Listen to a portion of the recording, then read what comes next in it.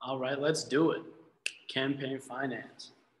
So you guys just read Citizens United versus the FEC. And the answer to the question is money equivalent to free speech. The answer is yes. So in light of that ruling, we've got a very complicated campaign finance system in this country. Let's talk about it.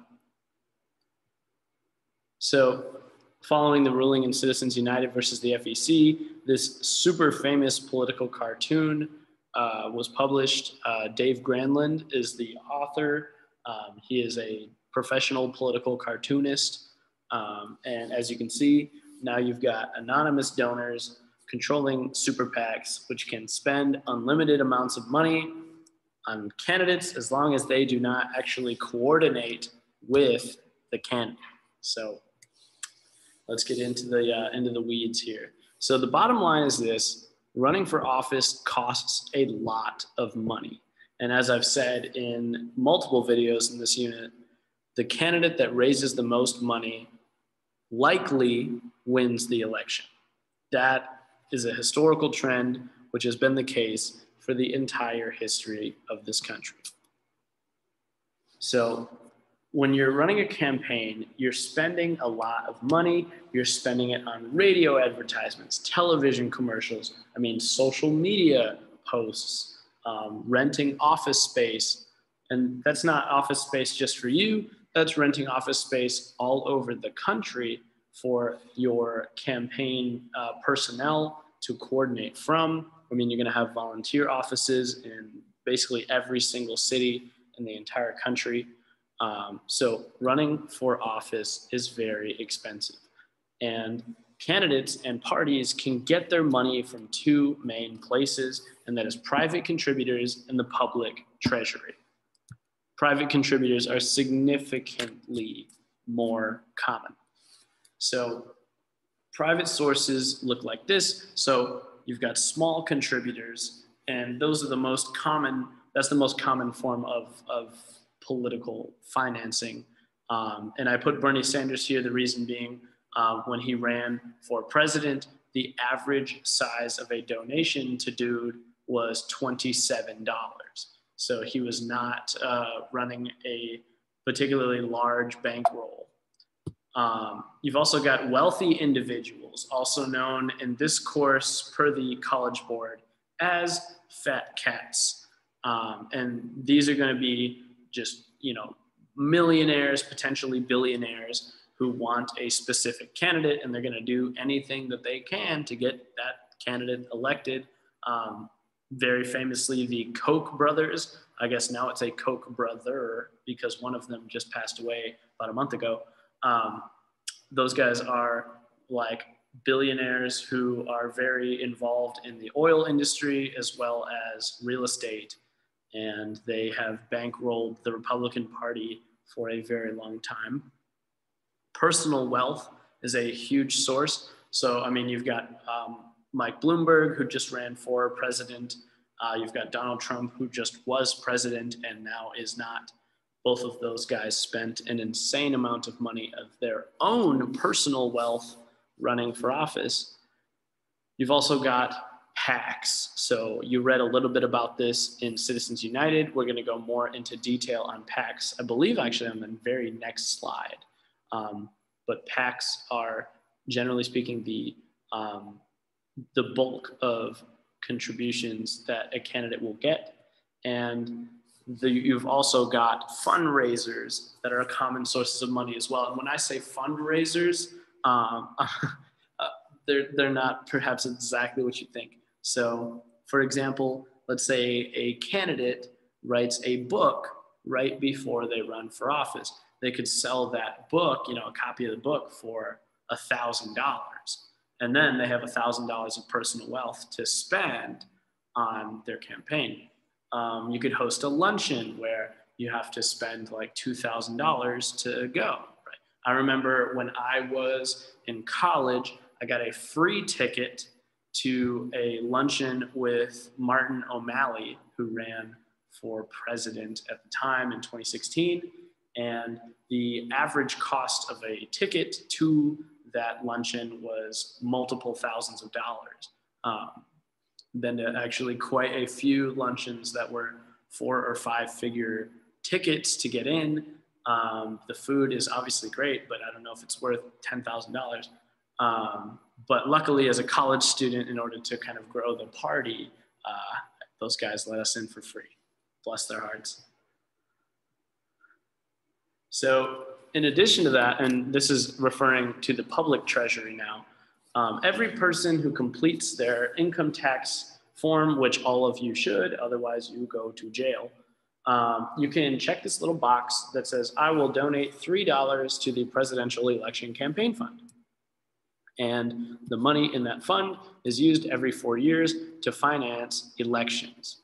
So that you can run your campaign off of this fund if you would like to. The only issue is you're not going to get nearly as much money from the presidential election campaign fund as you are from private donations.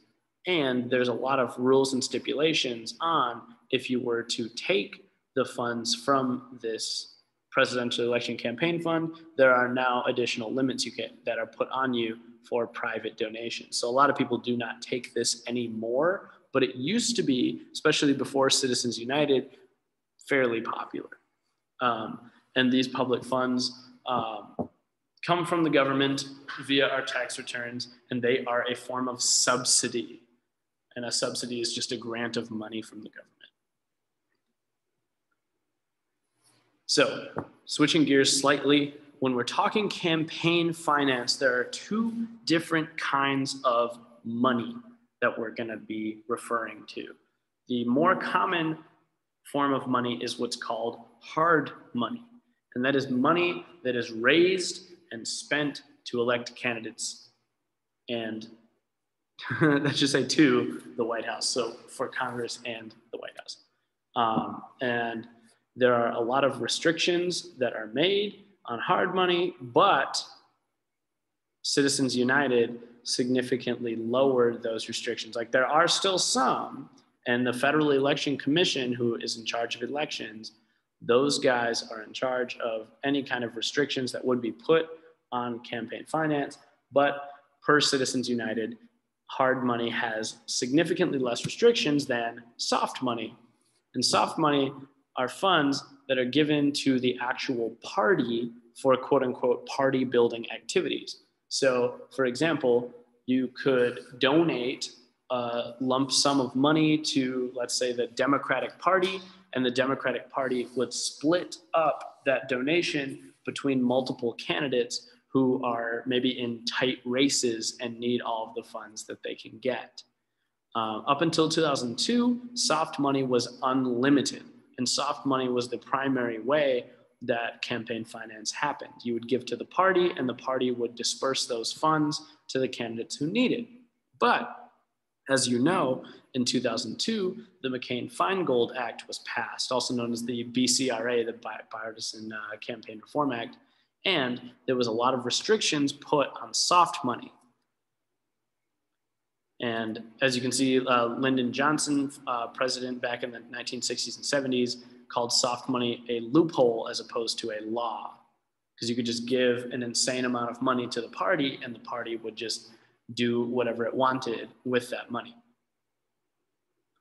So let's talk PACs. PACs are a form of hard money. So a PAC, here's your definition. That is a common term for a political committee set up for the purpose of raising and spending money to elect and defeat candidates.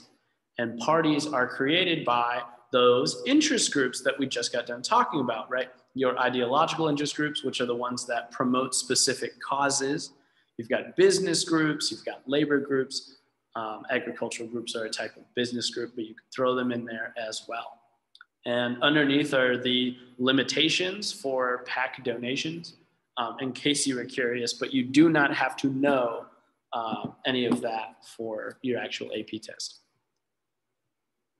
So PACs are essentially extensions of these special interest groups and organizations. So anyone who wants to donate money to campaigns, you need to go through a PAC. So you give money to this political action committee. Political action committees are run by, generally speaking, a treasurer, and that person would then donate the money to a campaign. So PACs are basically just a middleman. So a business group could form a PAC, and that PAC could give money to candidates as the business group wants. PACs can raise money from their members. You can't just donate to any PAC you want. So PACs are directly associated with whatever organization runs it. So for example, the NAACP, I'm sure, has a PAC.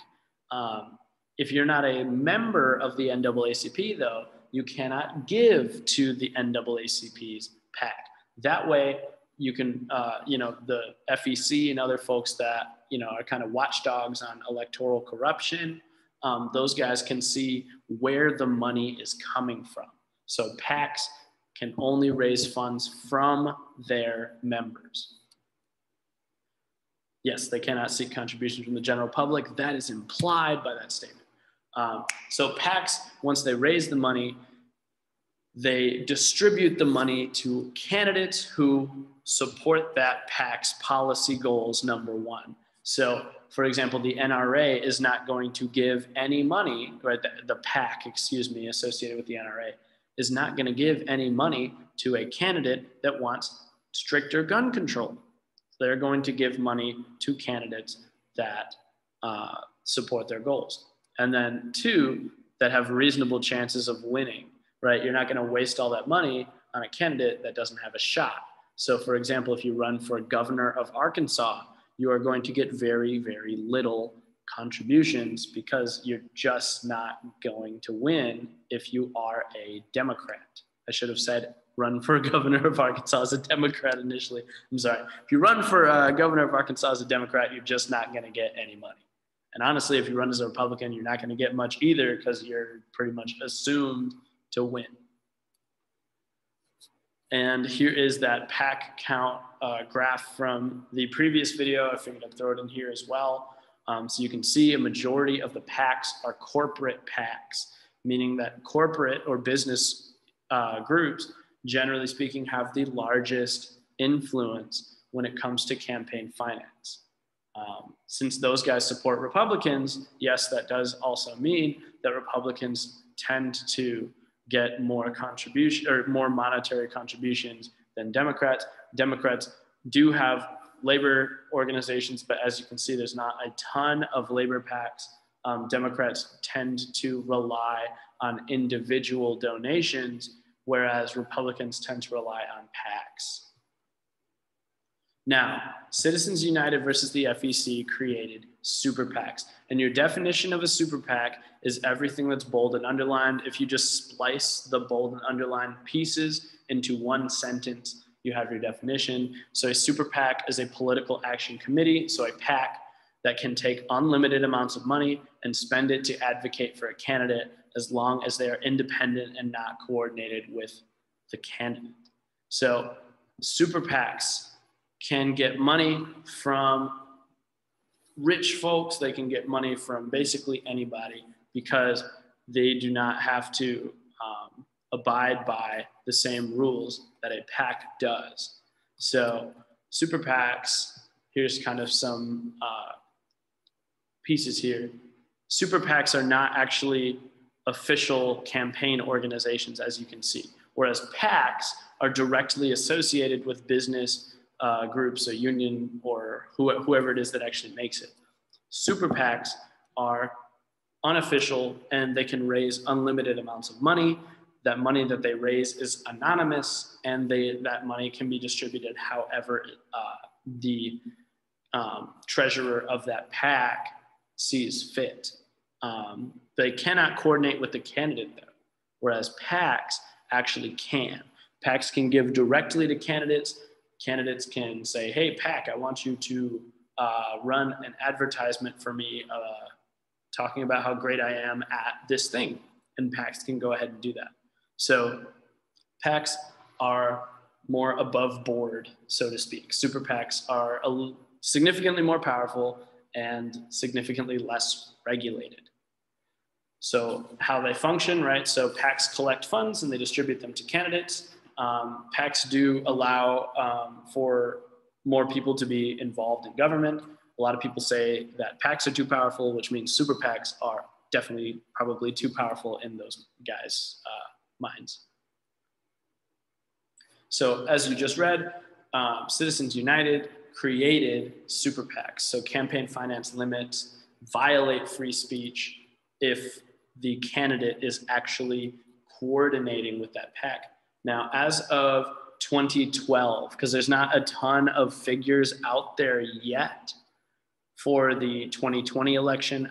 I'm sure there is for 2016. I just don't have it. But you've got billions of dollars being spent by a small amount of groups because super PACs exist. Oh, I'm sorry. I remember why I have the 2012 figure on there.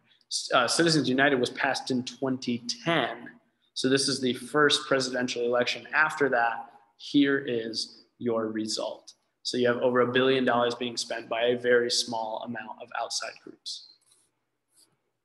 And as you can see, Citizens United has already doubled the amount of outside spending in presidential election years, and that is since 2012. So you can imagine how large that figure is now. And here's a more accurate figure. So we've got outside spending on federal elections since 1990, and every 4 years it's going to be a little bit higher because those are presidential elections. So in 2016 we had $1.5 billion being spent by outside groups, and then super PACs had an additional, looks like about $1 billion. So we're talking $2.5 billion being spent in the 2016 election. And you can compare that figure to any figure before that, and it's absolutely insane how large that is. So the question that you're probably thinking or did ask or did express on the Citizens United court brief is this: has money corrupted our electoral process? The answer is up to you. It certainly gives wealthy people and wealthy groups an unfair advantage in influencing the election outcome, because if you have more money and there aren't limits on your spending, you can spend more money than other folks, right? It also, the money that is spent impacts advertising, right? So if you can advertise more, you're going to affect votes, right? So more advertising equals more people who are converted, right, to your cause or to your candidate. It also potentially money, when it says it, right, money is also kind of a condition for who gets to run for office. If you are not independently wealthy, right, if you're not a rich person and you do not have a lot of support from rich people, you might want to consider not running. So super PACs also have significantly impacted the amount of information that the electorate receives because you have additional advertising. So more information is thrown at the electorate, but you also have potentially biased information being thrown at the electorate because that money is coming from a super PAC who has a bias, right? And one thing that I think the Supreme Court was very concerned with was the appearance of corruption, right? They said that so many times in the brief, and that was especially the case in Austin versus Michigan, right? In that precedent case. We've got that here as well on the PowerPoint. There is a significant shift in public perception on the amount of corruption in our politics following Citizens United. So yeah, what does money have to do with democracy? A lot, right? It's a big deal. So with that being said, I'm actually going to attach an additional video of another human who is explaining this as well.